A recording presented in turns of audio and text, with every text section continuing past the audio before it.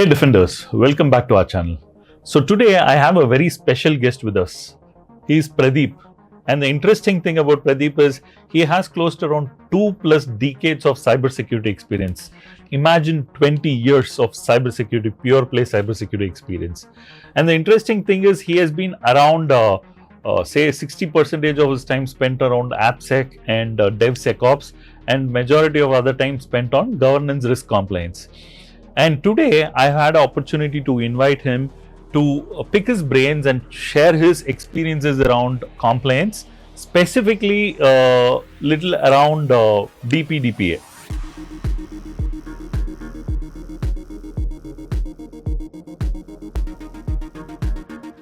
So having said that, hi Pradeep, welcome to our studios. Hey, hi Vinod. So such a pleasure meeting you. So Pradeep, before we get started, so just wanted to get an idea from you. What do you think about DPDPA? Okay, so from my perspective, I'll say DPDPA, like it's a kind of Digital Personal Data Protection Act. Any specific companies or startup which they collect the personal data. So it can be name, mobile number, email address, or any specific much more details like healthcare informations or salary informations or any financial transactions which they collected. So all comes under the DPDP Act. So it's like they have an 18 months time frame which they have to do. Now it has been reduced to 12 months time frame. I think like many companies within India, there are more than like 1 lakh plus startups here. So all of them will come and fall into this DPDP Act, definitely for sure. So they have to maintain all these controls to comply with the DPDP Act. Excellent. So please tell me this, when we talk about acts, when we talk about DPDPA, that A stands for act, right? Yeah, correct. So when we talk about act, I'm sure there is a penalty to these kind of acts if not followed, right? So let us start from there. So what kind of companies can get penalized, and for what can they get penalized for? Okay, so obviously like the penalty when it comes, like everybody will be in fear factor, okay? So even myself, oh, it's a penalty. When you go in a car, the penalty comes in. So those creeps in. So any company within India who collects the personal data have to follow this act. So thereby, if they are not following the act, it is going to be, the penalty is going to be 250 crores. That's a very huge amount, I am for sure. So obviously all startups have to gear up their shoes to make sure, okay, what are the controls they have in place, or if they don't have a controls, they have to look in for the consultants or any one of the startups who perform these kind of reviews like digital privacy impact assessment they have to do, and they have to check on a variety of 50 to 60 controls which they are lagging, and they have to fix in those controls within the specific time, or else they are definitely going to get penalized. Completely, I totally agree with you. So if my understanding is right, no companies in India who serve with other customers' data are exempted from this. So almost every other company from every other industry are a part of this, and they have to follow this, if my understanding is right. Yeah, correct. Obviously. So anyone who collects the data, for example, you go and drink a chai, okay? It's a Chai Kings. So they collect the data from us for invoice. Or if you go to any dress shop, so obviously nowadays there is no billings, okay? So they collect the mobile number. The reason for collecting the mobile number is obviously they have to send the invoice. So they are, if they are using only for the invoice, I'm happy. But the last 2 to 4 weeks, I'm seeing lots of dress companies wherein I have bought the dress, they're sending in WhatsApp with the kind of marketing brochures, okay, buy 4, get 5 free. Like this, it keeps coming in. So when it keeps coming in, obviously they are lagging their privacy. So the consent management is not being followed. Okay. So when you say consent management is not being followed by these companies, let me clarify. So what you're saying is, say a company gets my phone number, right? And they say they're getting my phone number for sending an invoice. But they're not just sending an invoice, but they're also doing a marketing promotion, sending offer SMSs, etc. that becomes a breach of the consent. Is the understanding right? Yeah, correct. That's Okay. a breach of the consent, because initially they said, okay, give your mobile number to send your invoice. That's the only thing. But now they are sending all the brochures and the marketing, so that's violation. So Okay. obviously that's a violation. So this reminds me of times in the past where there used to be companies who sell bulk phone numbers for bulk SMSs. Yeah, right? correct. And they say bulk SMS blast, right? So I mean, what you're explaining is probably totally contradicting those belief system, right? So I don't think those companies can anyway survive in this DPDP era. Please let me know what do you think? Okay, so in that case, I will say yes, correct. So if they are getting bulk phone numbers and they are going to send it to all kind of people, like 1,000 people or 10,000 people, so obviously they are not going to comply with this DPDP Act. For example, I might say a friend of mine have went for a fair which happened in Chennai Trade Center for a property fair. So after he went and registered it, after 3 or 6 months, he is getting lots of calls from various property developers. Do you want land, plots, apartments? So it was usually being bought or only for sending the invoice when you enter into the event. Absolutely, yeah. So, but now it has been used for a variety of things. So I think it's eye opener for everyone. The companies who are getting these data have to use it for a certain period of time, storage and retention and deletion. So that plays an important role. Absolutely. And this reminds me of a very practical example that I can probably quote, right? So I applied for a credit card from ABC Bank, Okay. right?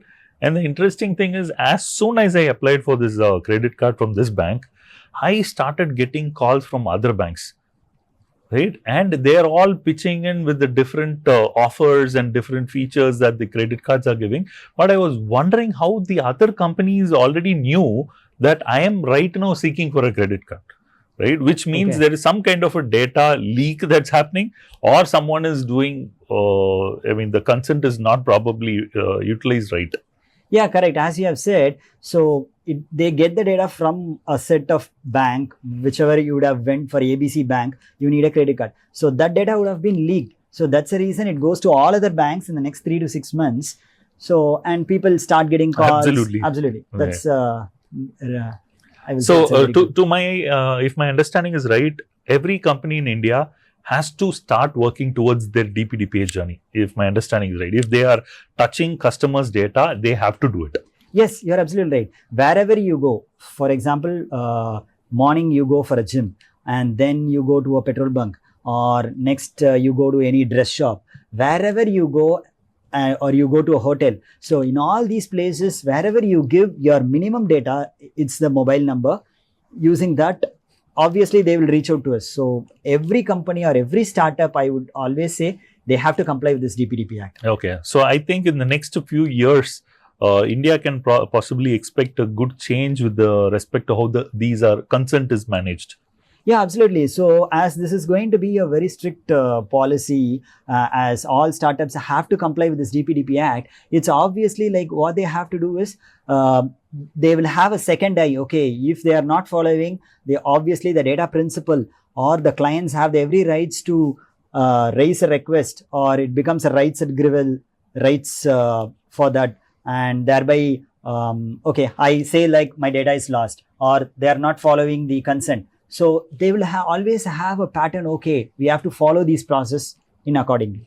Absolutely. My next question to you is, say I am a company in India who does not store any client data in my systems, right? Am I also applicable to get going with the DPDPA? Should I also consider DPDPA journey, or I am exempted from that? Okay, can you please repeat your question? So if my company is not storing client data, I'm not storing any kind of data in my database, right? So should I also adhere to the DPDPA regulations? Okay, suppose you're saying you're not storing any client or India specific data at all in the database at all. So if you're not storing in the database, do you have any unstructured data like Excel sheets or any kind of PDFs? So wherein if it is stored in any kind of your laptops, so or in any kind of drives, if it's not stored in the database? Possibly. Okay, if it's possibly, then maybe we need to see about the unstructured data, what you people are actually storing it. Whether if it contains any specific data which can creep in your employee information or any kind, if you are doing a business to business, so maybe like B2B in the other business, suppose you have any sales data or the employees, you always speak with the other business, maybe that particular employee's name, mobile number, email ID is stored there. Or in case of any emergency, if you store the immediate, for example, if I'm an emergency, if my wife's number is stored there, if any kind of data is stored, obviously you have to comply with the DPDP Act. Got it. Okay. So when we are talking about DPDPA, right, I heard you often say about data principal, data fiduciary, data processor. So what are these? What are these jargons? If you can simplify that for me and my audience, that'd be great. Great. Okay, let me go with an example. Okay, let's assume I go to ABC hospital. Okay, I am a patient. I go inside there. So I become the data principal, my data. And then I go to an hospital, right? That ABC hospital becomes a data fiduciary. So obviously in an hospital, if you go there in a reception, so what they will be having an application. In that application, they are going to key in the data. So that particular application is a third-party application that have been developed. So that particular application who have developed, they becomes the data processor. And once you have been in that hospital for 5 to 10 days, you're going to get discharged. You go to an insurance department within the same hospital. So they become the sub-processor. So this is the flow happens. Okay. So myself become the data principal, the ABC hospital becomes the data fiduciary. And maybe the company who have developed the application becomes the data processor. And if insurance company becomes a sub-processor. So this is actually going to be the flow. Oh, that's a very interesting example. Thank you. And I think anyone who hears about this example will never forget what the fiduciary or processor means, right? So interesting. So let's talk about the other two key terms that are often associated with DPDPA. One is consent management, consent managers otherwise, and the other one is the breach notification, right? So if you can shed some light, that'd be great. Okay, for the consent management, I will logically say I go for anywhere, okay? It can be a dress shop or I go to any kind of Chai Kings or anything like that. So the consent management is they are going to get my mobile number only for sending the invoice. That's a consent management. And that is the only consent they should get it. But if they are going to send any kind of marketing details like, okay, buy this sandwich or buy this dress, 4 dress, buy 4, get 5 free. If that comes, that is against of the consent management. Got it. Okay. So this is the consent management flow. Got it. What about breach notification? Okay, breach. Okay, any application, they are breached, the data is breached. It can be in any kind of hack happens. Okay, so any kind of hack happens like is JLR breach or which has happened. It is all breach is happening due to the variety of security controls missing there. So it can be like the EDR is not patched properly or the antivirus is not patched properly or segmentation is not done properly. There are a variety of controls it can go in as well for each and every breach. So if a breach happens, so that particular company need to have an incident playbook. So within 72 hours, they should inform the data principal and the Data Control Board of India as well. Okay. So this is actually needs to happen as part of the breach. When a breach happens, how fast you quickly respond it. Okay. It's almost like the hotline number of say 100 or you dial the or you go and write up for the cybercrime issues on the cybercrime portal. Yeah, correct. Anytime you have an incident. So it's almost similar. Yeah, correct. It's breach notification is almost similar. Got it. Okay, please tell me this. When you talk about GDPR, right? European Union specific, right? And GDPR was brought into the play because the European Union wanted to ensure that their citizens' data is secure, right? It should not go out of their land. If it goes out, it has to be handled with the certain security controls in place, right? That's the understanding. So DPDPA, the objective of DPDPA is also like that, right? So it is also trying to focus on how to safeguard the citizens' data. Correct. Safeguard Indian data. Yeah, Indian citizens' data. So when we talk about Indian citizens' data, right, it is business to consumers. Correct. Right? Okay. When we talk about companies, there are business to business companies, business to consumer companies. Two right? scenarios. So assume I am not a business to consumer company. When I say business to consumer, it can be Coca-Cola. They sell product directly to the consumer, Consumers. right? Or Reynolds pen, or any kind of example. Anything. On the other hand, I'm talking about business to business companies. Companies who serve other companies with respect to some service, some products, or something of that sort, right? So, DPDPA, right, is it only applicable for B2C because citizens' data or citizens are directly involved, or it is also applicable for B2B, right? If it is applicable for B2B or B2C, right, does it reduce the DPDPA's responsibility anyway? Okay, so it's all from my perspective. So maybe I would say like two scenarios. Business to consumer is obviously like the Coca-Cola you have taken, or you go to any car manufacturer and you're going to buy a car. It's business to the consumers. So they get all our details. That's for sure. They have to comply with the DPDP Act. Business to business I take.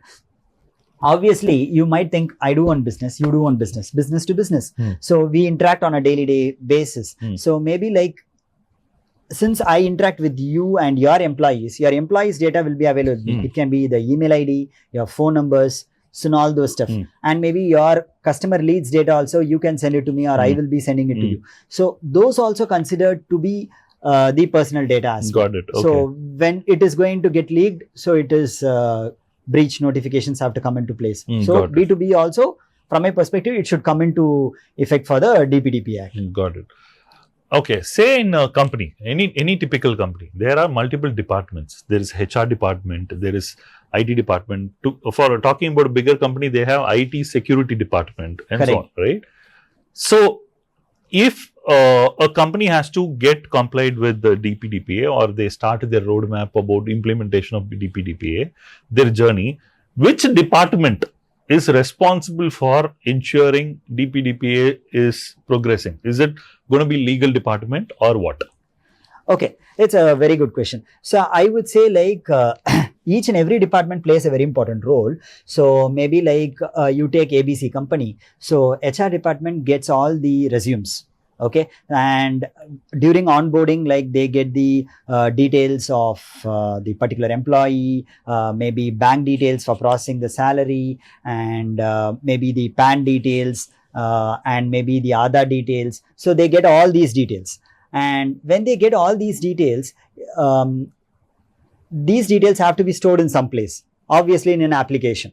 So the IT team comes into picture. And obviously the engineering team also comes into picture. They would have developed the application. So each and every team plays a very important role.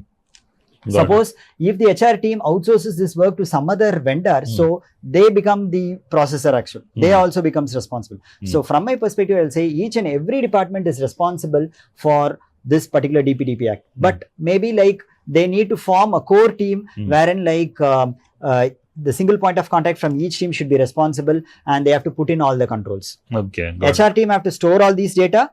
The IT team should make sure, okay, the patch management is done properly, or EDR patches are done properly. The engineering team who creates the new application, so they are also responsible in where they store the data. The various security controls comes into place, like encryption at storage, encryption in transit, and maybe like IAM controls have to come into place. So all the teams plays a very important role. Got it.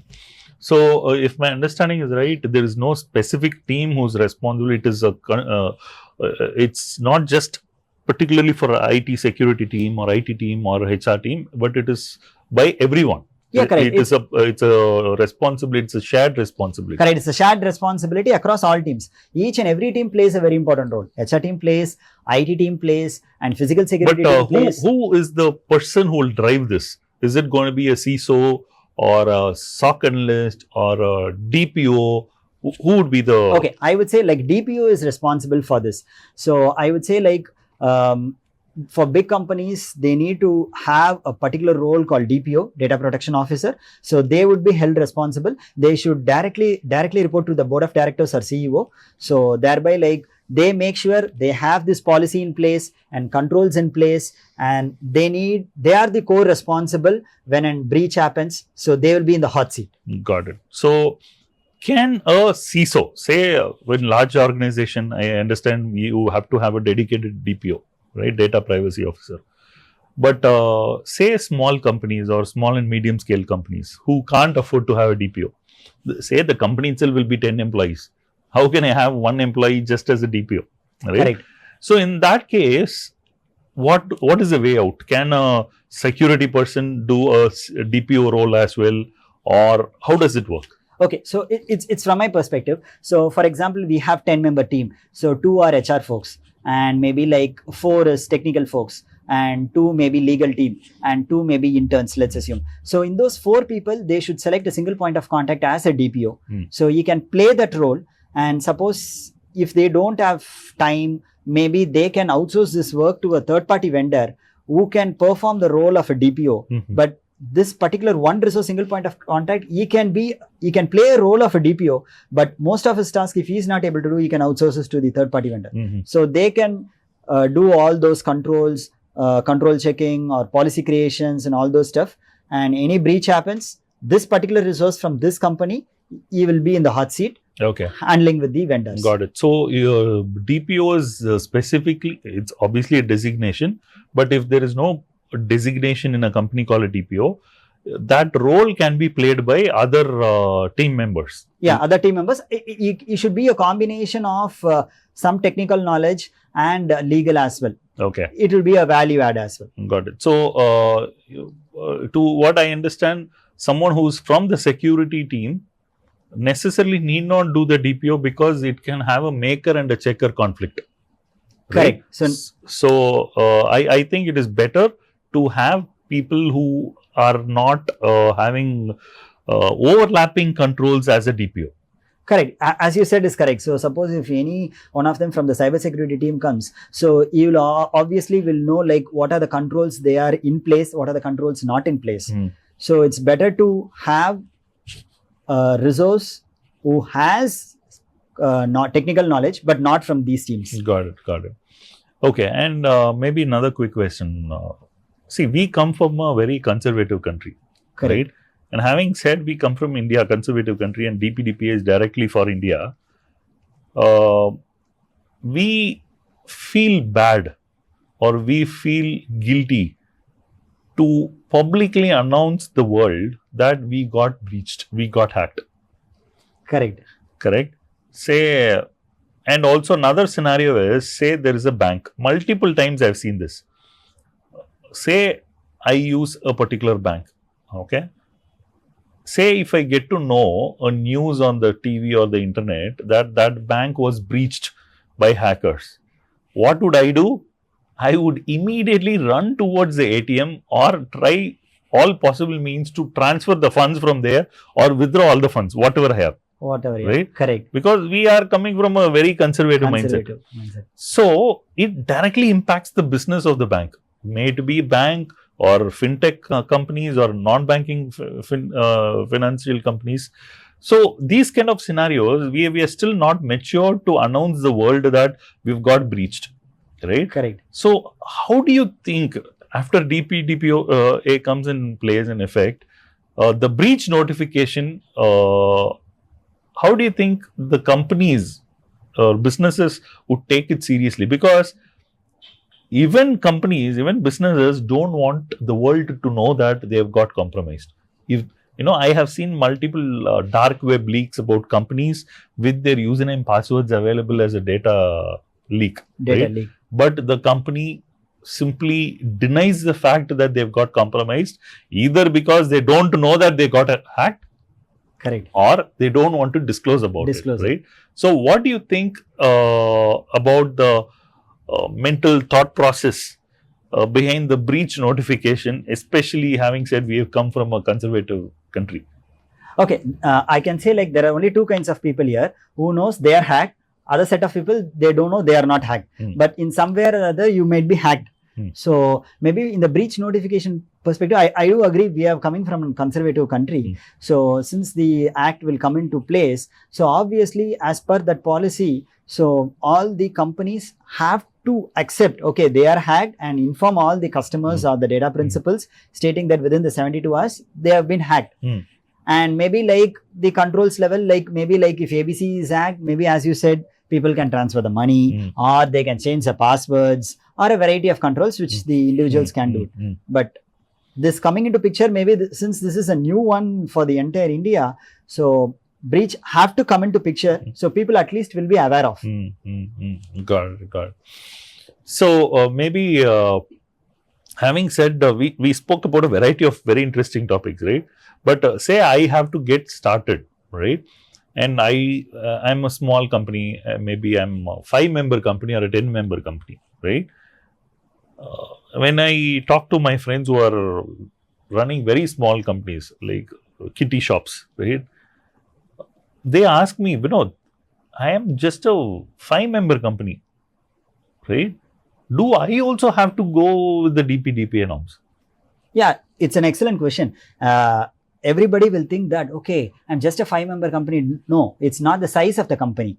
It's the data which you get from the customers through your product or through your web application or mobile application. If you get any personal data, okay, so you might be a 5-member team or very small also, or even 2 or 3 also nowadays, like founders, co-founders with the low code, they create lots of products. It's thanks to all the folks who are doing the products. So, but the amount of data you collect, so it's going to be the personal data. Obviously, they have to comply. Maybe like they are a very small 3 to 5-member team. They can have any one as a DPO. They can play a role and they can outsource this work to any one of the third-party vendors, service companies. So they can do that work with starting from the DPDP impact assessment, find out where there is gap analysis, and then they can say these are the controls they have to put in place. In the next 2 to 3 months, they can keep themselves ready. If the security controls are not in place, they have to put all those security controls in place. If all in place, maybe like for the breach notification, if they don't have an incident playbook, they can create. So maybe in the next 3 to 6 months, it's going to be a big time. So even if it's a 4-member or a 5-member company, if they are collecting the personal data, they have to comply with this act. Got it. This reminds me of the typical example of WhatsApp. When WhatsApp got acquired by Meta, right, the company was acquired for $20 billion. But the number of employees in WhatsApp were 19 employees. Yeah, see, so just right? 19 employees. A 19 employee company handling close to 3.5 billion customer records. Very big records. Right? And maybe last but one question. Say I am an e-commerce company.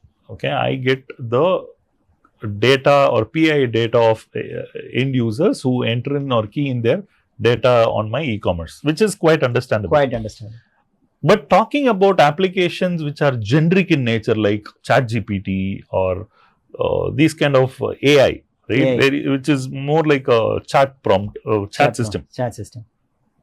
If you saw the recent example of the senior management from CISA who uploaded confidential files into ChatGPT, right?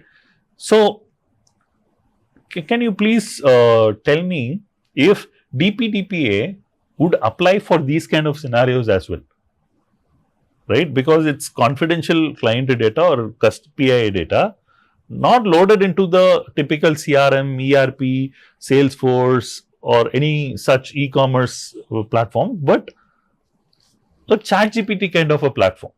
Right? Okay. But it is end of the day, what happens? ChatGPT is a cloud SaaS product which is not used by one person but multiple people. And there are high chances the data which is virtually having boundaries, right? But this data could likely go there with some kind of a data poisoning attacks. Correct. Which I personally think it is highly likely, right? But imagine someone who uploads confidential customer records there to align and make it into a table format. Correct.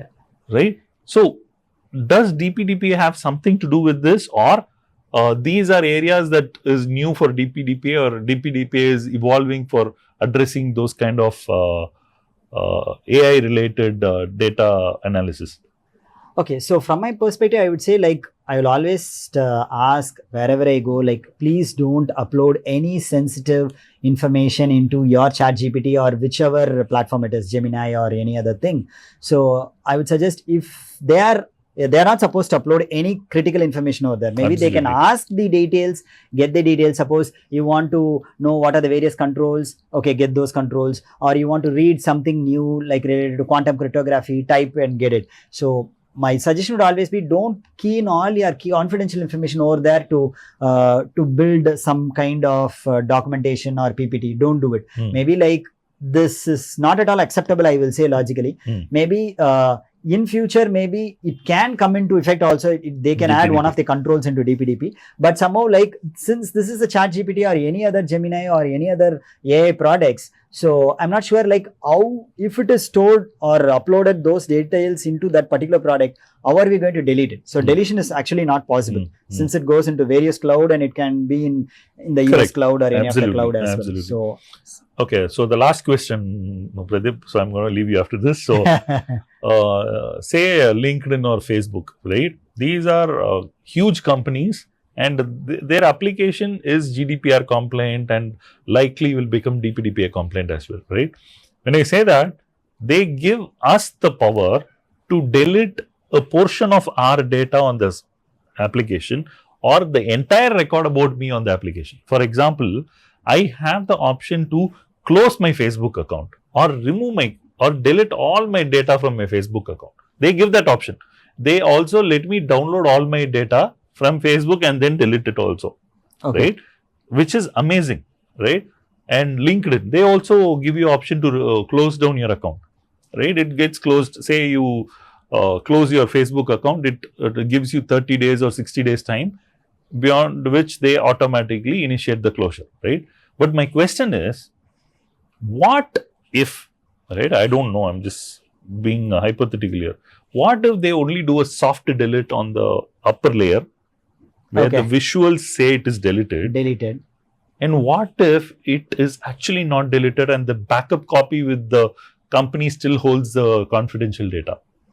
Okay, maybe from my perspective, what I will think is, as you said, they would have done a soft delete and they're not able to find. Maybe any third-party risk which happens on that particular application. So during that particular third-party audit, maybe they can find, okay, in the database, okay, this particular resource name is still there. We can find in that clause as well. Okay, so if a company gives a delete or close option and they still don't do, it means that they're not complying is different. It means that they are committing a crime. Is my understanding right? Yeah, kind of. So they said like they will follow the process, but they are not following the process. Exactly. Okay, wow. So we had a pretty interesting discussion for today, Pradeep. So I think whoever watched this video, I think there'll be some takeaways from this very chit-chat style, very unconventional chat kind of a conversation. And I personally enjoyed this particular conversation, especially around the DPDP. And I hope all the audience had something to carry back. So thanks for your time. And you have any closing remarks? So this is kind of a knowledge sharing session. So whatever I've spoken now, it's basically based on my knowledge level and my experience. It's nowhere reflects my company.